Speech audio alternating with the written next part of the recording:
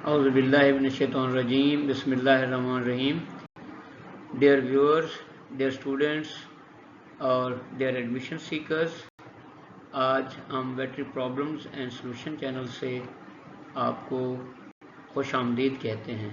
Battery problems and solution channel से मैं हूं आपका host professor doctor Mazhar Ayaz, Cholistan university of veterinary animal sciences Bahawalpur से।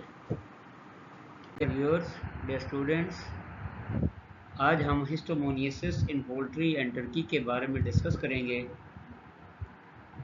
जो कि पोल्ट्री इंडस्ट्री में 100% समटाइम्स लॉसेस का बायस बनते हैं। आइए इस बारे में तफसील से बात करते हैं। मैं हूं आपका host professor doctor Mazhar Ayaz, battery problems and solution channel से। जैसा कि आपसे डिस्कशन हो रही है कि हिस्टोमोनियसिस, ब्लैक हेड डिजीज़, इन्फेक्शियस एंटेरोहेपेटाइटिस, ये वो डिज़ीज़ है जो कि आमतौर पर जो हिस्टोमोनाज मेलेग्राइडिस एक प्रोटोजोआ है, और जो वाइड रेंज ऑफ गैलिनेशियस बर्ड्स है उनमें हिस्टोमोनियसिस काज करती है या ब्लैक हेड डिजीज़ काज करती है।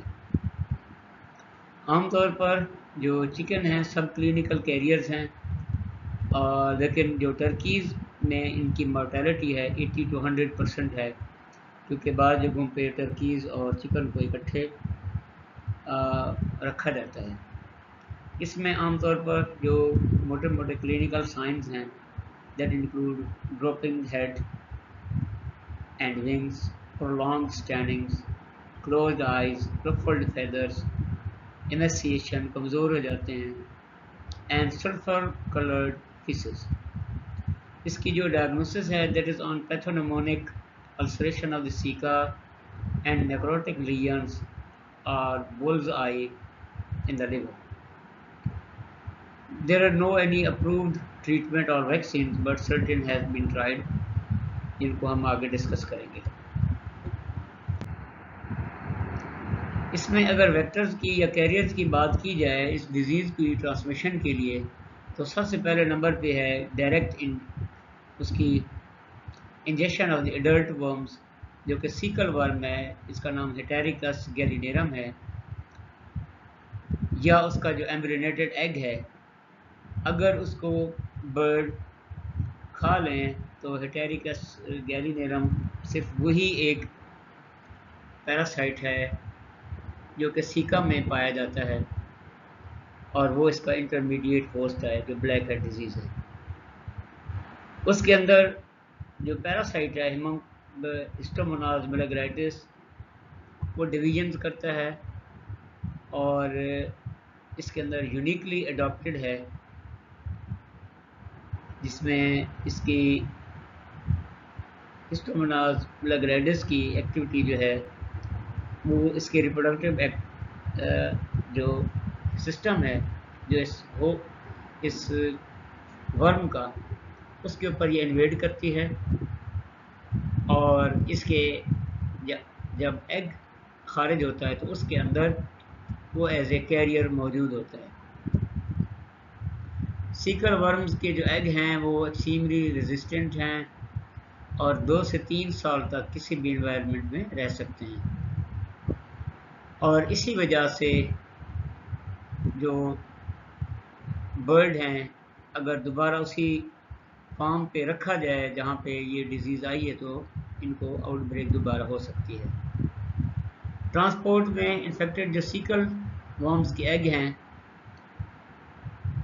किसी एक या मुख्तलिफ तरीके से ट्रांसपोर्ट होते हैं, जिसमें अर्थवर्म शामिल हैं, जो कि इन एग्स को, जो हेटेरिकस गैलिनेरम के एग्स हैं, उनको इंजेस्ट कर लेते हैं, और जब बर्ड्स या फ्लाइज या रोडेंट्स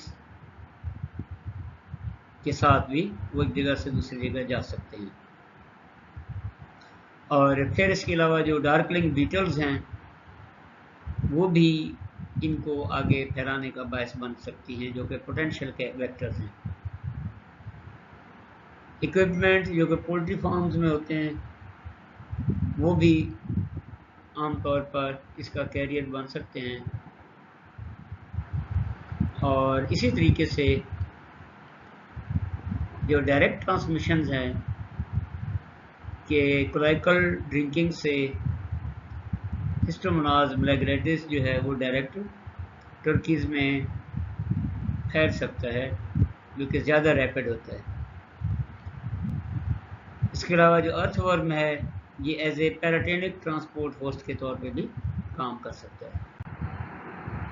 अगर इसकी एटियोलॉजी को देखा जाए तो हिस्टोमोनाज मैलाग्रेटिस जो कि एक एनारोबिक प्रोटोजोआ पैरासाइट है और समटाइम्स इसमें फ्लैजेला जो है 8 से 15 माइक्रोमीटर डायमीटर में और जो एमेबाइड है 8 से 30 माइक्रोमीटर डायमीटर में मौजूद होते हैं। जैसा कि मैंने पहले आप लोगों से अर्ज़ की, हिस्टोमोनाज मैलाग्रेटिस जो सीकल वर्म है ये एक नीमाटोड है, हेटेरिकस गैलिनेरम, उससे ये फैलता है और जो चिकन और जो दूसरे गैलिनेशियस बर्ड्स हैं जिसमें टर्कीज़, कोयल्स, पीकॉक्स, वो भी इसके रिजर्वायर के तौर पर इस्तेमाल हो सकते हैं। आमतौर पर जो अर्थवर्म की 3 स्पीशीज़ हैं जो कि पैराटोनिक होस्ट के तौर पर काम करती हैं।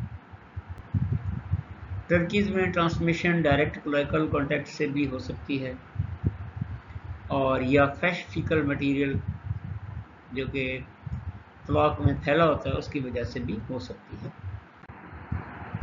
अगर लाइफ साइकिल को आप देखें तो ब्लैक हेड डिजीज़ में हिस्टोमोनियासिस या ब्लैक हेड जो ऑर्गेनिज़म्स है वेक्टर के थ्रू इसको बर्ड इंजेक्शन करता है, जो कि ऑर्गेनिज़म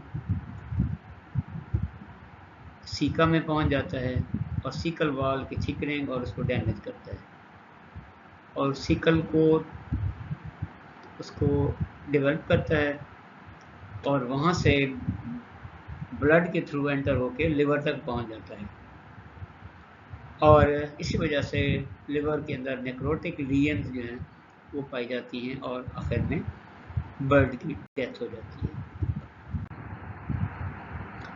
अगर क्लिनिकल फाइंडिंग्स देखी जाएं पोल्ट्री के अंदर तो पोल्ट्री और टर्की में ये 7 to 12 डेज में अपना इन्फेक्शन स्टार्ट करता है। बर्ड लिस्टलेस होता है, डिक्रीज्ड एपिटाइट होता है, ड्रॉपिंग विंग्स है और अनकैम्प्ड फेदर्स हैं और येलो फीसेस होता है इनका।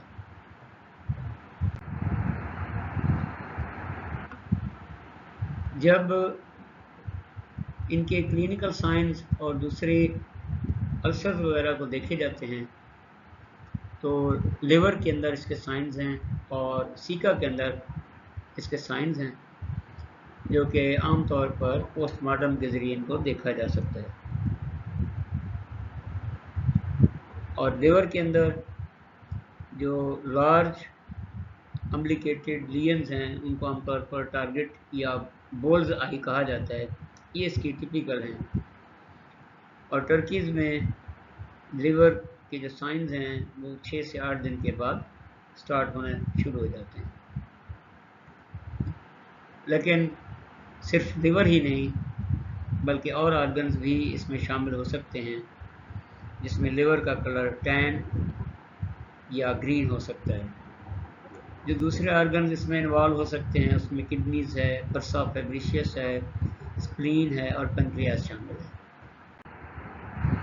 जैसे कि इसमें आप देख सकते हैं कि लिवर के अंदर ये जो टारगेट या बोल्स आई लीजन्स हैं ये आमतौर पर नेक्रोटिक लीजन्स हैं, ये देखी जा सकती हैं।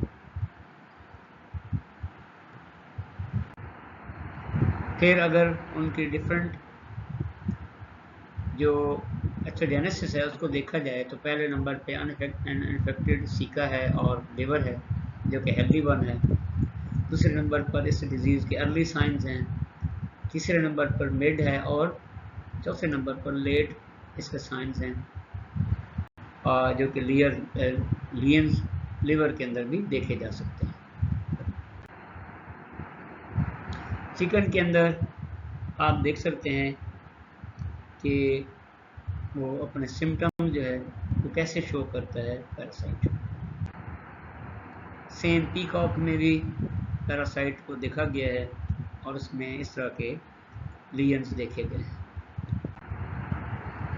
कोयल्स या बटेरे के अंदर भी ये आमतौर पर जो सीकल वर्म है, अर्थवर्म्स में और सीकल वर्म्स देखे गए हैं, जो कि तकरीबन 340 सीकल वर्म्स एक कोयल के अंदर देखे गए हैं, और ये इसका इम्पैक्ट है आगे डिजीज़ बढ़ाने के लिए।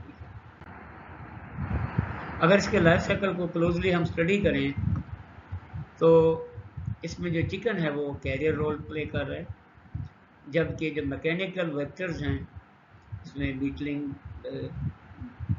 डार्कलिंग बीटल्स हैं, अर्थवर्म्स हैं और फ्लाइज हैं, वो इसके जो एग्स है उनकी बॉडी के साथ चिमट जाते हैं, और जब टर्कीज़ इनको या डायरेक्ट उनको पिक करते हैं तो उनके अंदर डिजीज़ स्टार्ट हो जाती है, और with in couple of days उनकी डेथ हो जाती है, क्योंकि उनका जो लिवर का फंक्शन है वो नेक्रोसिस की वजह से डिस्टर्ब हो जाता है, और उनकी जो हेपेटिक फेल्योर है वो स्टार्ट हो जाता है।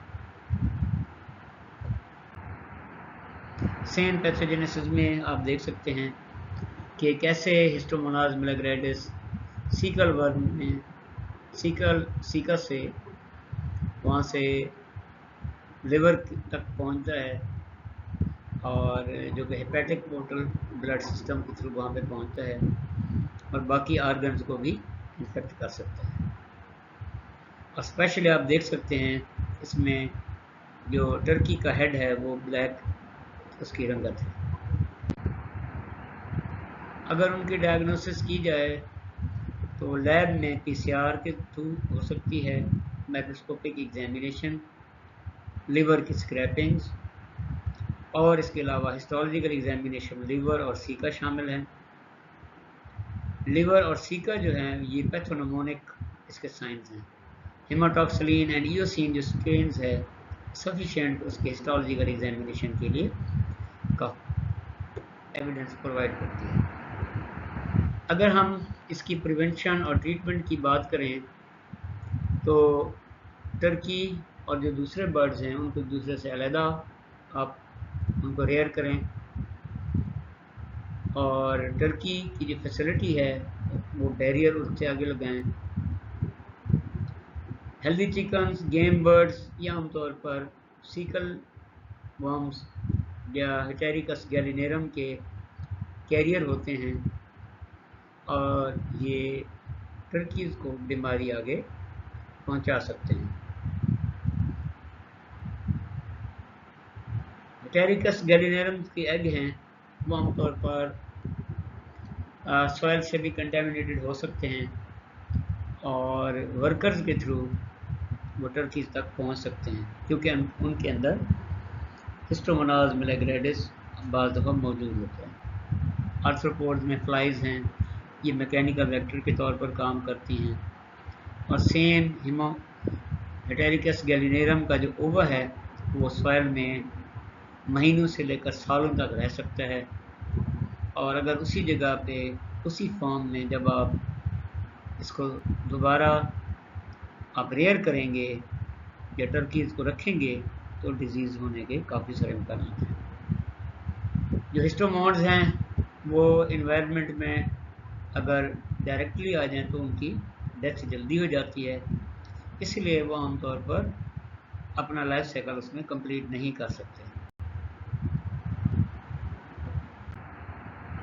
अगर इसकी प्रिवेंशन की हिफाजत की बात करें तो नेट्रोमिडाजोल्स और उसके अलावा डाइमेट्राडिजोल्स, रोनिडाजोल्स इस्तेमाल होते रहे हैं, और इसके अलावा जो फाइटोकेमिकल्स हैं ऐसे पौधे भी इस्तेमाल किए जाते हैं, उनके इंग्रेडिएंट भी इस्तेमाल किए जाते हैं, जो कि इनको टर्कीज़ को बचाने का बायस बनते हैं। और फिर इनकी डिवर्मिंग भी बेंजीमिडाजोल से टाइम टू टाइम करते रहें ताकि सीकल वर्म इनके अंदर पैदा ना हो। वैक्सीनेशन के बारे में ये है कि हिस्टोमोनाज की जो वैक्सीनेशन है, एटेनुएटेड क्लोनल स्ट्रेन ऑफ हिस्टोमोनाज मेलेग्राइडिस, उसने कुछ इफेक्टिव एक्सपेरिमेंटल ट्रायल दिखाए हैं, लेकिन फिर भी अभी इनके ऊपर काम करना अभी बाकी है और अभी तक कोई कमर्शियली अवेलेबल वैक्सीन नहीं है। परिंदों को बेहतर तरीके से बचाने का तरीका है बायोसिक्योरिटी। बायोसिक्योरिटी मेजर्स में कि जिनको आप विद इन शेड्स आप उनको कर सकते हैं, और कोशिश ये करें कि शेड से बाहर जो क्लोथिंग्स है, जो फुटवेयर है, वो चेंज करके आएँ कि जब आप शेड के अंदर एंट्री कर रहे हैं। और सेम ये है कि बायोसिक्योरिटी मेजर्स या बैरियर्स उनको आप इस्तेमाल करें। फिर इसके अलावा जो इक्विपमेंट की मूवमेंट है बिटवीन हाउसेस ऑन और ऑफ फार्म्स, उनको आप केयरफुली देखें और कोशिश करें कि अवॉइड करें। कोई इक्विपमेंट जिसको आपने एक जगह से दूसरी जगह शिफ्ट करना है, तो सबसे पहले उसको अच्छी तरह साफ किया जाए और उसको डिसइंफेक्ट किया जाए। अगर ब्लैक हेड किसी जगह पे डायग्नोज हो जाए किसी शेड में, तो बायोसिक्योरिटी उसमें हेल्प करेगी कि वो आगे और शेड में ना जाए। और इस तरीके से टेम्परेचर के बढ़ने से भी या ड्राई लिटर से भी ये जो हिस्टोमोन्स हैं, इनकी सर्वाइवल जो लिटर है उसमें कम शुरू हो जाती है। और इसी तरीके से जो टर्कीज़ हैं, उनके हाउसिंग को आपस में सब डिवाइड करने से, बैरियर फेंस लगाने से ये डिज़ीज़ हम कम कर सकते हैं। और सेम ये है कि एक ही जगह पे पोल्ट्री, टर्की, पीकॉक और कोयल वगैरह ना पाले जाएं ताकि डिज़ीज़ आगे ना फैले। Thank you. मज़ीद मालूमात के लिए हमारे चैनल को लाइक करें, सब्सक्राइब करें। मज़ीद अपडेट्स और क्वेरीज़ के लिए हमारे इस चैनल को लाइक करें, सब्सक्राइब करें और व्हाट्सएप नंबर पे आप हमें इसमें मज़ीद अपने कमेंट से आगाह कर सकते हैं। Thank you.